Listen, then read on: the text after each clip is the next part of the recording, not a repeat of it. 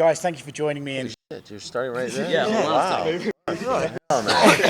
Yeah, give us a second. No foreplay, no nothing? Well, I just wanted to get This straight. is how Dan Hooker likes it. Yeah, just raw and ready. Just Raw raw, and ready. yeah. Well, I feel like my wording there was a little bit off. Okay, well, we'll leave this in. Welcome to a segment as yet unnamed, but we're here in Dallas, Texas for the Jake Paul-Nate Diaz boxing match. Nate Diaz's first professional boxing match. And for me, the story of the week has been, can Jake get under his skin? Has he got a rise out of him? And yesterday at the press conference, I think we saw that he can do that if he gets an annoying little twerp to go and ask questions for him. We'll start with you, Mike. What did you think of the press conference yesterday? Wait a second. You're not even going to introduce us. Ariel Helwani. Ariel Helwani. Okay, yeah. First time on the MacLife. I'm sorry. Can I get? Guy. I mean, Let's this start. Is it. You don't know, interview Nate. This show, we're talking about boxing, but it feels like it's like a bit of an MMA. Of course. And we're talking about the beat that is MMA. Yeah. So. If only someone came up with a show like that.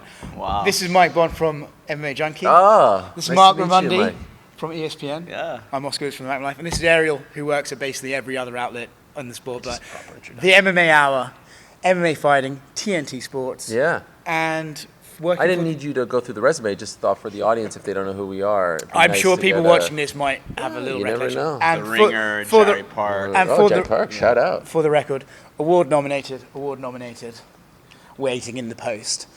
Guys, we'll go back to now. Is that enough foreplay for you? I thought that was good. Thank that you. Was good. Okay, Thank you. good stuff. Thank you. Did Jake piss Nate off yesterday? Well, originally you were asking him. I know, but I'm Now you're going back to me. This is the most vocal guy here. Mike, did Jake piss him off? I'm sure a little bit, yeah, he did. You could see the rise out of him, but I don't know if that's going to carry into the fight, and that's ultimately the question here, right? Can he get under his skin enough to make Nate maybe fight out of his element, fight over-aggressive? I don't know if that's going to be the case, but yeah, we got some emotion out of Nate, which we've been waiting for pretty much the entire build-up to this fight. So mission accomplished there, but just how significant was it really? Mark, you're Nate's best friend, and you've eaten I'm sandwiches together. I'm not Nate's best friend. I did sleep on his couch for several nights. Oh, tell us more. Yeah. He kicks you out of the bed to do that, or? Wow, I guess this is going to be that kind of show. Was there a question? Or Yeah, well, sort of meandering my way towards it. I'm sorry, Mark. I'm good. You know, you've spent time with Nate. We've all covered Nate. Do you Yeah. think, as Mike was saying, does it matter in the fight that he's sitting up there, accusing Jake of turning the Island Boys gay? Does that matter, or is it all irrelevant? That's what he said. Did he? Yes. You were up there. You should know. He said that? Yeah. That went over my... It was Right very next hard to to you. hear. Yeah. I totally missed that. He was pretty pissed off at the time, so I think it was more of a stream of consciousness. Well, I think the question is not. I mean, did he get under Nate Diaz's skin? Yeah, probably. But is that a good thing for Jake Paul? I know that he's been trying to get Nate to promote the fight more. So, did they sell more pay-per-views yesterday? Yeah, maybe that's possible. But ultimately, Nate has been through this so many times. He's Conor McGregor. I mean, he did 2 fights with Conor McGregor. It was very similar. You know, there was mental warfare going on the whole week for both of those fights. There were bottles thrown. There were, all kinds of things were going on. So this is not new territory. I don't think you can't jar Nate Diaz. He's already seen and done it all. So the question is that really what Jake wanted to do ultimately? Because it feels like him and his team are now at that point where they're ready to go. Like they're ready to fight. Yeah. Derek from Better's going to die. For you, Ariel, as someone who was up on stage, do you think what we're seeing this week is fundamentally a difference in attitude towards promotion? You got Jake Paul and his crew who kind of think anything's on the table, we can do whatever we want because it's all part of the show and we'll get more buys for it. And then you got Nate on the other hand who's like, no, this is a fight to me and I'm invested in fighting, not promoting. Do you think there's just a disconnect between the two sides? I don't know if disconnect is the right term. I will say, just to the previous point, to me the story of the press conference wasn't Nate or whether or not Jake got under his skin. It was Jake. I think Jake has been very complimentary every time they've been in front of each other leading up to this, and I think because of that, the promotion has felt, leading up to yesterday, a little bit flat. You know what you're going to get from Nathan Diaz at this point at these press conferences. He's usually the same. Like this idea that he just shows up and he's like, spraying everyone and punching. Like he doesn't usually do that. He's had a couple of instances, but he's usually like not very willing to engage, doesn't like to do face-to-face stuff. But in May, when we had the press conference, for the most part, Jake was complimentary. I know he said a couple things. Face-to-face on Tuesday, very complimentary. And I think on Thursday, he was like, enough of this. I'm going to try to get under his skin. Whether or not he did, who knows? I'm going to say this, I'm going to say that, I'm going to say he's sensitive, I'm going to make fun of him. All that to me was the story, because that made it feel like, all right, now we've got something. It's no longer because before it just felt like one guy who was just in honor of the other guy and in awe of him and wanted to fight him because it would be such a big deal. But there was no tension, there were no stakes. We didn't understand what they were fighting for. Now I feel like there is that. To answer your question, one thing that I think has been very interesting about all of this, and I wonder what you guys think about it, is Nate, over the course of his career, has been anti-establishment. And I think he enjoys and feels most comfortable when he is feuding with the promotion, F the UFC, F this, F that, to the point where, when he goes to those press conferences in the UFC days, there'd be like a Monster can on the thing. He takes it off right away because this is not my thing. You don't represent me, this and that. I noticed on Wednesday when he came on my show very briefly, there was a Celsius can on the desk, and he took it off. Celsius is a sponsor for his promotion, his show, but it's just ingrained in him. And so that's why, you see him going after Nikisa on Thursday. It's like, this is the old, even though he's a co-promoter. So I think that he's learning, and you see the comments all week and leading up to the fight, like, I didn't realize what I had with the UFC, and he keeps talking about the UFC. And so I think ultimately he enjoys being the anti-hero to the establishment. Here he technically is the establishment, and so I think that there's some conflict there. And I think he's trying to also find ways to be comfortable in that way, right? Yes. To what you said, I think now he's changing that. He wants to be anti these influencers and anti, this whole world. He's almost pitting himself against it, the world Jake Paul comes from, and that seems to be where he is finding his comfort, because he needs to find something here, because it's so out of his element. He needs conflict. When he walked away from the face-to-face, it was when he was being complimented. And so initially people were like, what happened? No, he doesn't want to play patty cake with you. He doesn't want to break bread with you. He wants to kill you. He wants to beat you up. So all this nicey nice stuff, or all this we're partners stuff, or all this promotion, that he's not from that world. And so I'm not saying it's good or bad. It's just been fascinating to watch him come to terms, and then almost try to take the situation that we are in here in Dallas and almost bring it back to the UFC days. Because I think when he's fighting you, and F you, that's when he thrives. Fuck the robot. And that's kind of what I mean by this it's is true. This is familiar territory for him, because it felt very much like Nate Diaz in the UFC. At the press conference, at this point, right? In the last 2 days. Right, now it does. It didn't before. Right. And that's what I meant when I said that did Jake Paul really want to do that? Because now you're putting Nate Diaz back in his comfort zone in a way, as the anti-establishment, as the guy who's fighting something. Because we know, how many times has Nate Diaz said, when I sign the contract, I'm at war with you. I want to take your head off as soon as I sign the contract. 100%. And Jake was not playing that game necessarily earlier in the week, and now that he is. Now Nate and his team, and it isn't just Nate, because Nate has 80 people with him, and that's not even an exaggeration. That's a fact. That's a statement. They have almost a whole hotel block at a hotel here in Dallas, and they have an Airbnb they rented, a huge Airbnb for the overflow crowd of Nate, and they have an entire a real fighting bus with Nate Diaz's face on it. The weigh-ins are going to be nuts. The ceremonial weigh-ins. I've been eavesdropping on the security, talking about what they're going to do, or here's what we're going to do for the teams and stuff. And it's just been kind of funny to sit there and be like, none of that's going to matter in 2 hours. and you have to keep in mind too, the fight that happened yesterday, the gentleman who got into it with Jake Paul's security people, who threw a punch and actually got hit, the one that Jake Paul was referring to in that tweet, which, by the way, he didn't go to the hospital because he was at the hotel minutes later. File a lawsuit. Okay. Yeah, no, that's none of that is true, because we saw him at the hotel. He was in a great mood. He was in a great mood. He was happy. He was showing off where he got cut by the punch, and he actually wasn't even on. He wasn't supposed to be on stage. He hopped up on stage during that, and that's the kind of situation that we could be facing at the ceremonial weigh-ins and on fight night. There's a lot of people here. There's also a lot of Nate Diaz fans in Dallas. Yeah. Oh, this is Diaz country. It's 100% Diaz country, and it's going to be a very interesting final few days here. It's funny you mentioned about the fans, because it's just the nature of Jake's fans is that they're young kids mostly. So you see them next to the dude smoking a joint, and it's just a lot of fuck you, and you just see these kids kind of like, oh, okay. Yeah. And there's a generational gap. There's a generational gap. There's the Gen Z crowd where everything is online and everything is for content. And Nate Diaz, I don't think his team, those 80 people, care about creating content. They care about Yeah, other they're here- things. They're here to fight. That's Yes. what makes it so compelling, right? It's just these two people from completely opposite worlds. But as you get further into it, like, what do you guys think? Do you think Nate relishes that he's done this, or do you think there's any hints of regret as we go into the final? I days for going down this actually, road? thanks for asking. I actually pick up a sense that yesterday, when Nate realized he'd kind of played into their shit, I think I got the sense that he was like, I probably didn't need to do this. You know, I could have probably fought a more professional boxer and stuff like that.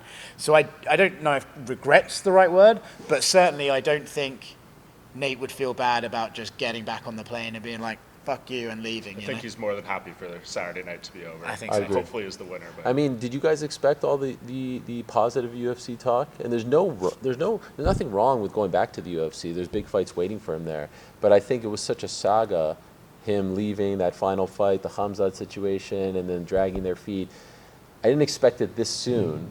Now I feel like it's fait accompli. I feel like he's going back. I feel like he's going to always headline. greener, man. I think Yeah. we're not trying to give like Dana White a ton of praise here, but one of the things he Oh, does would you like say, to give right, Dana is some like- praise? No, listen. No, but he always says, right, it's so much harder than it looks like. Yeah. Yeah. You've seen how many promotions fail. It's Yeah, a I mean, struggle. A couple shows. what you're out of business. happened, It's not easy to do this. What happened at the press conference with that gentleman, Better Derek, asking the question? That would never happened in the UFC like that. That It would maybe, but he It would be happened gone. once. That It would be happen his once. one and done. That'll be one. It'll be That probably somewhere would else. happen in the NBA. Dude, I've Would seen happen press there. conferences Yeah. recently where But people are what I saying, mean "I by bet that- against you" and all this nonsense. But I put you in my But he's, parlay. but Yeah, there's a bit of a he works for difference. Jake Yes, Paul. absolutely. To the degree, but like, let's not Yeah. pretend that they're not clown shows. No. I would never It's just pretend maybe that- such a thing. Yes. But what I mean by that is after what happened in May at that press conference where he took a dig at Nick Diaz, which by the way is not something that you want to do with No. that team because they call it the Nick Diaz army for a reason, right? You know, he's held in very high esteem. And after that, I feel like if that happened in the UFC, Better Derek was not getting anywhere near a microphone. Sure. At the I press actually, conference on that was Wednesday. my big regret Thursday. from I don't know what day May. it is. Thursday, yeah. That don't was know my what day big it is. It's a regret long from May because I didn't like. I hate that shit. It's called a press conference at the end of the day, and I know, it's tough because we have access to them. So ultimately, why are you going to ask that question? Like the whole thing is a bit of a charade, right? But Those are never for us. They're not really for us. no, I know. No, Well, yeah. that's what made the one in May weird because there weren't any fans Yeah, there. So that- technically, that it one really was was for for us. us. Yeah, You that know what I one mean? was for us, But yeah. and so that's why it annoyed me. Yeah. And I don't really I don't really do that role. And so I was up there and I was like, should I have Mm-hmm. said something? Should I not have said something? Is it even my place? Would someone get mad at me if I Yeah. said something? So I did it and I really regretted it. And then when I was up there yesterday, I couldn't see anything. So I couldn't. That's why I was looking. I was like, "Who has the mic? Where's the mic?" And then when I heard his voice, I said, Right. I said, "Oh no, please keep it And respectful." by the way, you're not choosing it. It was the PR people. No, on the no, no, ground yeah, who it was were the choosing PR just person. to And they left the clarify microphone in that. his hands as And, well. and, They and so didn't I just was snatch it waiting out. to hear what he was saying, and then he said essentially nothing, and I was like, Right. okay. And then he said the other thing, and I was like, He had you in the Yeah. first half. yes. The And other way, it's though. just, I get it. Everyone's trying to make content. It's fine. I'm not bothered by it, but it's like, these guys are about to fight, man. They're about to fight. They're like, Yeah. someone could die. Yeah. At the that's 100%. and I don't love that. Like, we ultimately have to have respect. Even if you hate Jake, even if you hate, like, they're walking in there with gloves, and it was just inappropriate. And I wish, I know Jake. Look, listen, he's a prankster. He's prank calling, but like, there needs to be a line. That's the Yeah. fundamental point of this fight, right? Yeah. Like Nate comes from this world, as we know, like he got into fighting because he had to and because that was the life he went down. He, maybe not at this point, doesn't have to fight anymore, but this is the world he grew up in. Jake Paul chose to do all this. For him, he comes from that world of YouTube and the influencer stuff, and that's what he likes to do. He wants to make viral moments. You saw him up there when the teams were scuffling. He was just so happy, biggest smile on his face, clapping knew, his hands, yeah. being like, yes, because he knew he got a moment. He knew he got something, and that's all he's been waiting for in the months leading up to this fight. It's the generational and philosophical gap between the two of them. That's really what it is. Nate is not looking for this viral moment. He could care less. Before we get onto it as an athletic contest, I want to just kind of go on a tangent. I've noticed the comments on most of the stuff I put out this week has been, I'm not watching this shit and stuff like that. And I find it interesting because Francis left the UFC, got a big paycheck, and everyone is celebrating Francis's achievement. Like, well done, you left and you got your payment. Not everyone. Not everyone.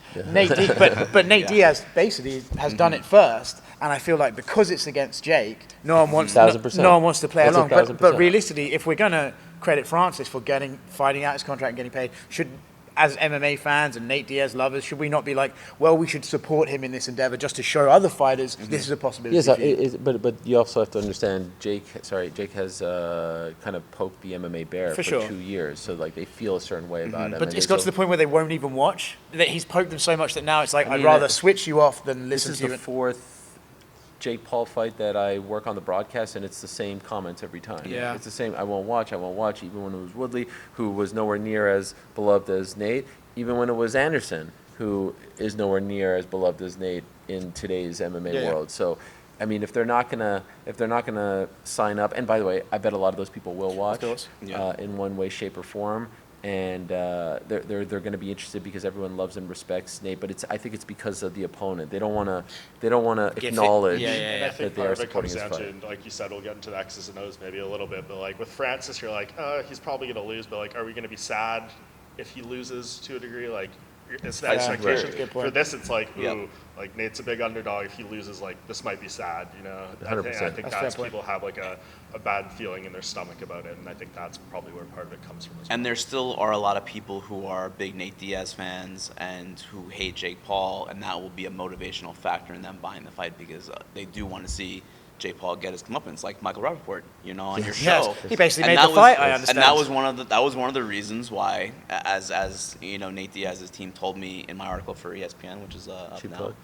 that he wanted to see Nate Diaz beat up Jake Paul, and he said he would pay $199.99 to watch that fight. He told And me he already bought the pay-per-view. I see, but He's He like- fucking wants but to. you He's see, put that- it that together. is- that is the audience, like the comments that we're getting Yeah. on our stuff, because we are, I mean, essentially MMA media, and it's a lot of like the hardcore MMA fans. They may feel that way, but people like Michael Rappaport, who is a casual fan, are feeling a completely different way, and they're Nate Diaz fans, and F him up. You gotta and they F want him and up. they want to see Nate Diaz beat Jake Paul up, and it's like the the pro wrestling like heel dynamic is like what's the line? It's like you want to motivate people to buy the show to see you get beat up, but you don't want to take it over the line where it's like you get to the point where people don't even want to buy your stuff because you're so obnoxious. I don't think Jake has hit that level yet. Can I ask you guys a question Yeah. real quick, since we're talking about like I like the nitty-gritty journalism Yeah. stuff. This feels like an MMA event, right? 100%. It is an MMA They all event. do. It's, You- but you- but you all look- of Jake's stuff does, But except this in Fury. particular, like you look around and it's MMA media, it's influencer boxing media. There's no traditional boxing media. Like I don't know if I've seen anyone who I saw last week at Spence Crawford. Maybe No. one. I see Esther, who's like working. You know what I mean? Yeah, but yeah. that's it. Photographer. Which I find fascinating. I'm wondering if you guys have feelings on that. But also, what I think is interesting is, I think it says something about like, okay, fine, Nate is one of the pillars of the sport, and obviously you're going to cover whatever endeavor he's going to go into. But let's say, I don't know, let's say someone who's, let's say Tank Davis decided to go into MMA, right? Yeah. And fight an MMA guy or an influencer in MMA or something akin to this. I feel like we'd all cover it. Yeah. I don't think the boxing media would You You cover it. don't? I think they would. I don't think they would. Not like we do. Not like we're covering Yeah. this. You know what I mean? Because if, in my mind, And why do you think that is? Well, in terms it's a boxing match. Yeah, but that's where it ends. Promotionally, the characters involved, even just the whole like feel of it, the media covering it, the way we cover it. This is an MMA event that they just happen to be boxing. Yeah, yeah. Exactly. That- It feels yeah. like There are it even feels MMA fighters on the obviously card, a little Jeremy different Stevens. from a fight week because UFC might be covering 10 to 12 fighters, maybe Right. more if it's a deep card. But this is two guys that we're focusing. I mean, give Jeremy Stevens his little clips or whatever the case may be. But yeah, this feels like Patronizing. one Yeah, big MMA fight for more or less, and then we go in there and it just happens to be a boxing match on Saturday. But everything else. It's part of feels the similar. reason as well that, look, when Jake Paul got into all of this 3 years ago, there was a lot of, I'm going to, breathe So, new yes. life into boxing, and boxing's boring, they're not making the fights, and blah, blah, blah, and I'm going to make things exciting, I'm going to go after this guy and that guy. And we're 6 days removed from Spence Crawford. Yeah. We're 13 days removed from Naoya Inoue having his incredible performance. In September, we got Charlo Canelo, we got Tank Garcia. There's no life that needs to be You breathed see into that Mike boxing. Tyson quote on Untold, like Jake Paul's going to be the one to save boxing. Yeah. Boxing doesn't need Boxing, saving, man. so It's fine. do you think It's part of that fine. is like boxing is like, well, Well, yes and no. He also pivoted. He started off as the savior of boxing, and Right. then at one point he pivoted to like fuck Dana White, and that became the thing. So Right. he was He's anti-UFC, moved, yeah. which meant we were more invested in it than the Right. boxing guys Right. were. It's kind of a, it's like they never really found their niche. You know, Well, I think they found a great niche for 2.5 years, but I think that Yeah, fair that enough. storyline needs to end on Saturday. The MMA storyline has run its course. Do you agree? And the Savior of Boxing storyline has also run its course. But, one could even argue, and I don't want to give Jake Paul too much credit, that he maybe helped reinvigorate in some ways. Maybe there was that lull there, like some of that his early Yeah. stuff was in a good period, but Yeah. it just happened. We were waiting for those big fights to be made. I Yeah. mean, this is how it goes in combat sports. Right. It's ebbs and flows. We all know this, and we were in a bit of an ebb, and he filled that gap for a little bit there. And not to get too inside baseball, but as far as like the MMA media covering stuff is, I think that there's just more MMA media, and the websites in MMA are bigger. I don't think, is there an equivalent to like an MMA junkie or an MMA Boxing fighting? junkie, but yes, I know what you're saying. But I'm saying the size, the boxing media is a little bit stats. different. things It's like more that. like People with YouTube camera channels. phones. It's Yes. more YouTube channels. No, Yes. there's like the IFLs The of the traditional world. and the- media and the. It's a little bit YouTube. different, but Yeah, like it's I don't different. see a lot of those people here. Correct me if I'm wrong. I don't But there's some of them. Do some any of them, do okay. any of those places have websites that staff? MMA fighting has 10. Yeah, or no. like a dozen people on staff. MMA junkie has a dozen people on You staff. know, there's the seconds out of the world, and yeah, and you know what I and mean? they do well, and they're good. Yeah, They, no, I they get it. cover I things get well, it. but I don't think they have like the infrastructure of their sites are not. Is there a as boxing writer big. here from ESPN?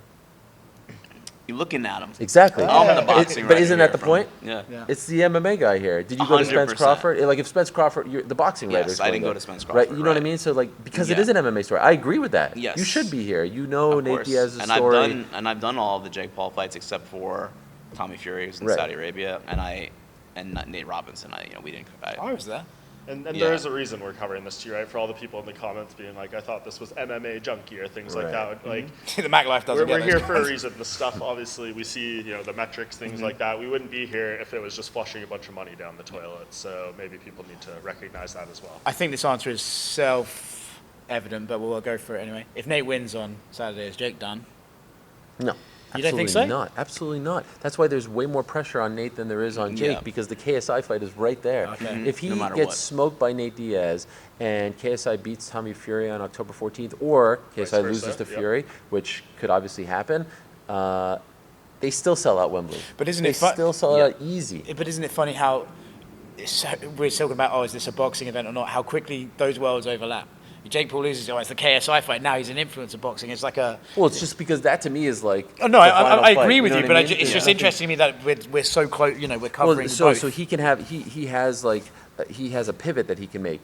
If Nate gets smoked, gets knocked out in the first round, now all of a sudden I saw what Conor McGregor said yesterday on Twitter, like regardless of what happens, we got that third fight, and he may be true. There may be some Yep. people who be like, who cares about this? I still want to see that fight is evergreen, but maybe the Yes. UFC is not paying as much Correct. for that fight or giving Correct. him the offer that he wants, and maybe he never comes back. So that's why I feel like there's a ton more pressure on Diaz's shoulder. There's definitely more to lose for Nate Diaz. There's no doubt about it. As far as Jake Paul goes, I do think that, and Timothy Bradley wrote this on ESPN this week. If Nate Diaz beats Jake Paul's credibility as someone who could be a boxer or is a real boxer has been greatly diminished. The Canelo thing was always ridiculous, but you can't even utter that sentence ever Right. again, So he'll have to. And look, it doesn't mean this whole thing is over because, like you said, KSI will always be there. But certainly, like from the boxing community, they will no longer. Because I think that there are people in boxing who want to give him a chance, and they see something. And but if he loses to Nate Diaz, and now he's going to be, that's the 2-fight losing streak lost to Tommy Fury. I think those days are over. And as far as like Nate goes, to your point, 100%. This is a damaging fight for him because. Like, think about who Nate Diaz is. He was in the UFC for 17 years, and he's an OG. He's a legend in the UFC, and he has that street credibility. And now he's fighting a kid like who was on the Disney Channel and who was a YouTube kid. And it's a harder loss for if Nate were to go fight Floyd Mayweather or Canelo. No one. If he lost, okay, It's pretty much great. Francis He lost Tyson. to Canelo. Exactly. Yeah, Exactly. Then maybe that's the That, difference. there's a. Is Tyson Fury? Tyson Fury is the best heavyweight in the world, so he's gonna give Francis a really hard time. But hey, you lost to Tyson Fury. Yes. Yeah. Lose to Jake Paul. That's a whole different story, especially for someone who has Nate's image. Yeah. And that's like Conor with Floyd, right? Like similar in that vein. Right. So it would be a tough one to rebound for Nate, and especially the street cred people. And like I think this is one of the more higher stakes fights as far as this crossover influencer boxing goes for all of those reasons, because there really are, like, the loser of this fight definitely comes off a lot worse than they it's were reputational before. stakes, not real stakes in terms of like, the world. I mean, of but boxing. it's all, well, It's what you get next, right? of course not, but it's also financial stakes, it's popularity Also, stakes. Woodley you know. was done. Anderson was done. Askren was done. He has aspirations to get, he could, if Nate Diaz wins, he could very well headline UFC 300. Yes. Like, I could see it happen, 100%. right? Yes. If he Absolutely. loses, The other party's already Yes. said he wants to fight him. You Right. know? For by the way, a absolute ton of money. yeah, it would be gigantic. Oh, It would be right. like He'll a get a 2 he'll get a million- Jake Paul bonus for beating Jake. Dana will be like, there you go, son. That's true. Do you? So I guess sort of to conclude and wrap it up, basically, how does the fight play out? You know, I think most of us look at physically. Jake looks the best I've ever seen him. Nate looks like he's bulked up to 185 pounds. I think people are going to say that Jake has the sort of maybe the more raw athletic ability, but as we all know, Nate can fucking take a beating and still be there. So Ariel, will go with you. Like, when you see it playing out in your mind, you don't have to give a prediction, but how do you see the fight going? Well, I'll give you a winner. You want a winner? Please. I got a winner. I think the winner on Saturday is going to be the fans. Fuck! Come on, Mike. Mike, you got him. Yeah. I think I used that one already. No, I think all the people who are counting Nate out are about to be surprised. I thought he looked great on Friday at the weigh-ins. He's no chump. He doesn't get smoked. He just doesn't. Yeah. He doesn't get steamrolled. Can he lose? Yes. He also has an amazing ability of maybe losing 3/4 of a fight and then having a great moment and turning that into a win, i.e. Leon Edwards and others. So he is not going to, be embarrassed. He's not going to get smoked. Jake has never fought a boxer like him, including Tommy Fury, in that he's going to throw a lot at him. He's going to be very unconventional. He's going to, punches and bunches and come at him and talk shit to him. And maybe he can't, put the middle finger because he's wearing gloves, but he could do something like that. Be the first time. It'll be weird. He can't do that. Or slap him, really. I mean, It'll be a little bit like a club to the head. But I think, listen, the size difference gave me pause. I actually feel like they're kind of the same size now. Like, Jake isn't as big. He isn't as big. He's very cut right now, but Nate looks great. He looked like he had to cut a lot of weight, did Jake? Sure, he was very sort of sunken in. And so we'll see how they look in the ring. I think the 10 rounds favors Nate. It's going to take him a couple rounds to get used to being in a pro boxing bout, even though I know he's sparred for years. I would have not agreed to that if I was Jake, but fine. I think those extra 2 rounds could favor Nate tremendously. And ultimately, I think it goes the distance, and I think it's going to be a close fight. I think it's going to be like a 5-3 situation, and there's going to be moments, and one guy's going to get rocked, and the other guy's going to get rocked. And I think it will be a fun fight. It won't look like Spence Crawford. It won't look like your typical fight, but I think it will be entertaining. I think a lot of it could be dependent on who the referee is too, right? Yeah, How I he agree. lets that go. Is he going to allow a lot of clinching? Is he going to be quick to break stuff up? Because if you're Nate, I think that's the goal early in this fight, right? Like, if you can get Jake to punch himself out a little bit, clinch him up, sap some energy out of the arms. That's going to be a big deal for him as it goes later in the rounds. And we saw, Jake with Tommy Fury, he slowed down a little bit. I think he's probably learned from that, maybe in terms of pacing himself. But yeah, I think the referee could play a big role in how this fight unfolds. But I think you kind of nailed it, right? Like, Jake is going to have the power early. If Nate can survive that and it goes later, that's ultimately where he should take over. Nate's output picks up and Jake slows down, and maybe he takes it on the scorecards. Yeah, and I watched your interview with Andre Ward on the MMA Hour, and he's saying that Nate Diaz has been some of his best southpaw work that he's gotten, and Andre Ward was like the best pound-for-pound fighter in the world at that time. So anyone who thinks that, like, no offense to Jake Paul, but Jake Paul is not Andre Ward, so He probably disagrees with that. If Nate Diaz can hang with Andre Ward, I think he can hang with Jake Paul. I don't know if that means that he wins or not, but I mean, I see the fight. I see Jake coming out fast and trying to knock him out, and Nate hanging on, and if it gets to the late rounds, Nate, Nate's cardio is going to be there. He's going to be in your face. He's going to be pressuring. That's what the Conor McGregor fights looked like, right? I mean, Conor beat up Nate early, but Nate's still there. Nate doesn't go away. And to your point, that's the one thing that is different, between boxing and MMA, is that there are more standing TKOs. I feel in boxing where. If Nate looks like he's in trouble, and he does sometimes look like he's in trouble, but he's really not, you got to be worried about, is the referee going to step in and stop it prematurely? But I mean, it's going to be interesting, and all these things are why it's a compelling fight. I mean, for me, I think Nate has been traditionally doing the high guard in MMA gloves, but now he's got a boxing gloves to operate in, and I think maybe there'll be portions where he'll be up against the ropes, maybe in the corner, and Jake's teeing off on him, and Nate's feeling fine, but optically to the referee, he doesn't look fine, and that's one concern I have. I'm not really worried about the cuts, because I don't think you get cuts like you do in MMA. I mean, Nate's face. You can, but I'm less sort of worried about that. I've heard a few people being like, oh, if he bleeds a lot. Yeah. We're in Texas as well, so they don't give a fuck. But I think, Cool. I think I'm expecting a Leon Edwards kind of fight. Wherever that gets Nate the win, I don't know. But I'm expecting round 10, Nate to be there pointing and gesturing. Also, first southpaw that Jake has fought, right? Willie was right-handed, Fury's right-handed. Askren, well, that wasn't much. Love you, Ben, but that wasn't much of a fight. I don't know what Deji is. Is he right or? Well, I've heard Jake say. In interviews though that he feels most comfortable sparring against southpaws. So maybe he'll be. I think Nate Robinson was both-handed, kind of just did that a little bit. And Nate is super unorthodox, so it's not going to be like a traditional. That's one thing as like well. boxing-looking. I actually fight. can't wait to just see Nate in the ring I with know. the trunks. Yeah. We got a Like glimpse that of the visual. trunks. Yeah, I think. And just like his stance. And also, you know what I mean? I just also, can't wait to first custom entrance Nate's had. Like boxing that's entrance. right. I suspect it's going to be very minimalist. Very Not a lot of fucking pyro. Maybe like E40 comes out. Two and, pi- like, I have chills just thinking of this visual. Yeah. It like actually makes me like emotional. Could you imagine if it's just Nick and Nate wearing jeans, the belt buckle? And Could you imagine if it's just them two, no one else? Just going back to them the old two. days. It's actually like you get making me. me tear up. Yeah. Well, Could you imagine? I don't want to keep us here too long, but that's another thing. That's a whole nother level. Is like Nick hasn't got here yet. I think he gets here today.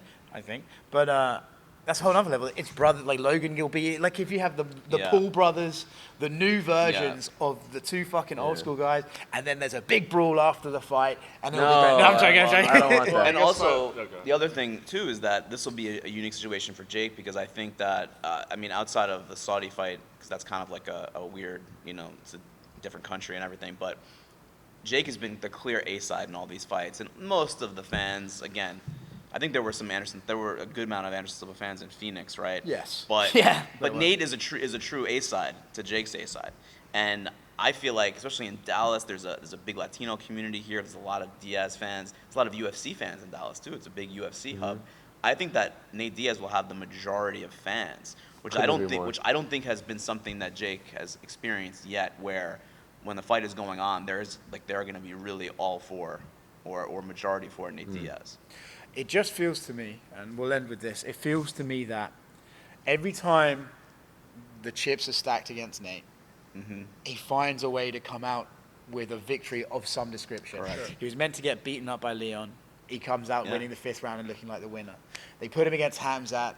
He walks home after choking Tony Ferguson out. Like the guy can't seem to lose for winning. He's never like beaten. That's the right. He loses, but he never gets beat. Yeah, and he wins even when he loses. Yeah, and I feel like he could probably do that again. I think even if he But loses, at some point that's going to come to the end of the road, right? Well, keep it light, Mike. Jesus. I'm just saying, you never know. Maybe it's this one, maybe it's in 5 fights down the line, but I think we're going to know pretty early on if this is going to be a sad night or if it's like, okay, Nate's alive in there. This is going to be something. One thing that I do think is nice, my final comment is it's very rare that it feels like the MMA community is on one side of the table, all rooting for one. We're all on the side.